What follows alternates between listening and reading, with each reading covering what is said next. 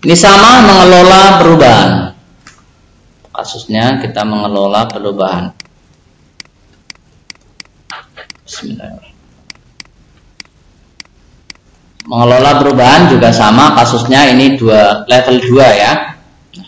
Kita lihat level 2-nya seperti ini. Nanti ini penjabarannya seperti ini.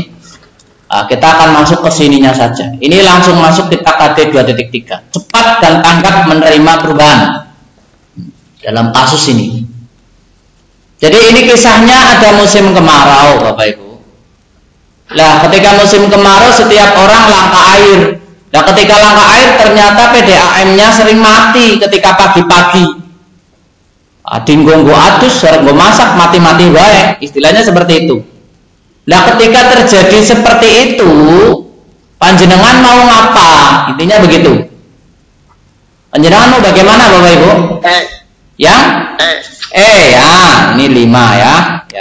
Menampung air di malam hari untuk cadangan. Ini sudah banyak. Kalau tidak ada ini bagaimana, Bapak Ibu? Kalau tidak ada pilihan yang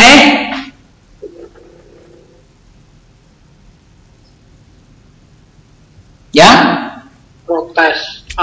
Oh, yang A protes ya. Protes itu yang 3, Bapak. Nah, ini yang lebih setelah ini yang ini. Ya.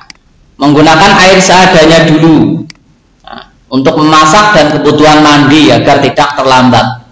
Kalau sekedar protes ini kalau langsung ditangani bagus, tapi kalau tidak langsung ditangani kan tidak menyelesaikan masalah. Apakah kita tidak mau mandi dulu? Apakah kita mau berangkat sambil marah-marah? Maka kita mandi dulu seadanya, nanti protesnya sambil jalan, begitu saja. Itu taktisnya seperti itu. Kita lanjutkan dulu. Ini 2.2, mengembangkan kemampuan diri. Mengembangkan kemampuan diri untuk menghadapi perubahan. Ini tidak jelas ya.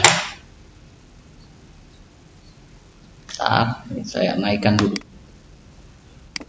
Anda adalah seorang manajer marketing di sebuah instansi di pendidikan di kota Anda.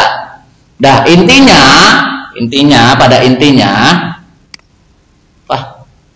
pada intinya soal ini mengatakan begini, bahwa sekarang semua PBDB itu online. Lah Anda itu belum mahir dalam menggunakan IT. PBDB online, layanan sekolah online. Sekarang harus online. Lah Anda itu belum mahir dalam menggunakan IT. Lah bagaimana sikap Anda ketika terjadi kasus ini? Gampangnya seperti itu. Pelayanan PBDB, pelayanan sekolah harus online. Nah, Anda sendiri belum mahir untuk menggunakan teknologi IT yang online. Sikap Anda bagaimana? Yang C ya. Nah, kita lihat yang C ini 5 ya. Belajar kepada pakar teknologi, betul. Ada usaha Anda untuk mengembangkan kemampuan diri sesuai dengan indikator yang diminta. Kalau tidak ada ini, maka panjenengan melakukan ini. Ini 4. Menghadiri acara motivasi tentang meningkatkan ilmu dan teknologi supaya Anda bersemangat untuk mengembangkan diri. Intinya itu. Ya, baru nanti 3 ini ya. Berusaha memotivasi diri sendiri bahwa teknologi informasi itu penting dalam bekerja. Tapi yang terpenting panjenengan tahu yang poin tertingginya. Yang saya yakin kalau soalnya seperti ini panjenengan tidak akan tertukar. Amin. Kita lanjutkan pada 2.1-nya. Menyesuaikan cara kerja lama dengan menerapkan metode yang baru, yang selaras dengan ketentuan yang berlaku tanpa arahan orang lain. Oh, bentar. Jadi kata kuncinya menyesuaikan cara kerja lama dengan metode baru. Teknologi saat ini sangat berkembang pesat dan sangat bermanfaat untuk mempermudah penyampaian informasi di perusahaan Anda. Tetapi di samping manfaat, intinya biaya internet membengkak. Nah, untuk menghadapi cara ini bagaimana Bapak Ibu? Butuh internet tapi yang digunakan terus biaya bayar internet larang, bandwidth gede, maka harusnya bagaimana?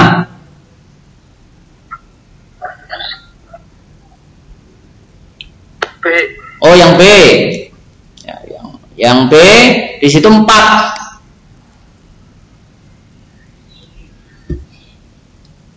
Yang mana?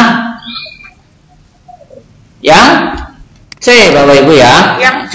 Ya, C di sini. Berarti ini 5, ini 3. Kenapa yang C? Perhatikan. Dalam membuat batasan-batasan, nanti di perusahaan itu harus dibatasi ya, dibatasi. Siapa dan di mana dan bagaimana cara menggunakan internetnya. Oh, hanya untuk kepentingan perusahaan saja misalnya, tidak untuk kepentingan pribadi. Biasanya yang membuat jebol kan kepentingan pribadi, ya. Jadi harus dibuat batasan-batasannya supaya jelas, intinya seperti itu. Atau kalau solusinya tidak bisa dibuat batasannya, ya terpaksanya dijadwal pemakaiannya.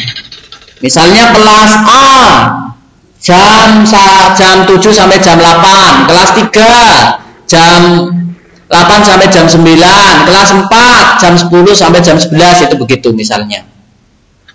Itu dibatasi. Saya kira untuk penjelasan ini mengelola perubahan, saya kira sudah.